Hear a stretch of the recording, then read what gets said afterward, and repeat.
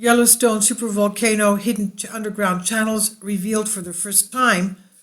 The geological features of Yellowstone National Park in Wyoming of the United States, powered by wells of hot water, they're well known to the millions of visitors it attracts each year. What we know less about is the underlying plumbing system below this supervolcano. We know it has 60% of the world's geysers, and it has over 10,000 hydrothermal areas. New study reveals that hidden detail for the first time, charting the paths of the hot hydrothermal fluids, making their way to the surface with great speeds at many times, and the geological faults and fractures that determine their pathways. The data was gathered via the instrument called SkyTem 312, carried by a helicopter. It sent bursts of electromagnetic signals downwards, and this resulted in different responses depending on the features of the rock under the surface. Our knowledge of Yellowstone has long had a subsurface gap, says geophysicist Stephen Holbrook. He's from Virginia Tech. He says it's like a mystery sandwich. We know a lot about the surface features from direct observation and a fair amount about the magnetic and tectonic system several kilometers down from geophysical work, but we don't really know what's in the middle. And this project has enabled us to fill in those gaps for the first time. The data gathered by SkyTem were carefully analyzed to reconstruct a cross-section of the depths under Yellowstone. The team worked out that a lot of the park's famous features lie on top of clay-capped, high-flux channels. They run along volcanic rock faults and fractures, and they're shown up by their low electrical resistivity. Shallow underground flows along these channels, the analysis revealed, mixing with heated water, rising from depths of more than 0.6 miles under the park. Variations in the mix lead to decompression and boiling, degassing, and conductive cooling, causing the thermal phenomenon that Yellowstone is known for.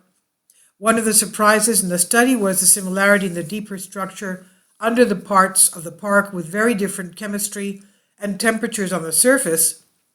It seems those differences are caused by the varying ways that underground groundwater and heated water mixes, rather than other geological factors. The combination of high electrical conductivity and low magnetization is like a fingerprint of hydrothermal activity that shows up very clearly in the data, as Holbrook explains. He says the method is essentially a hydrothermal pathway detector.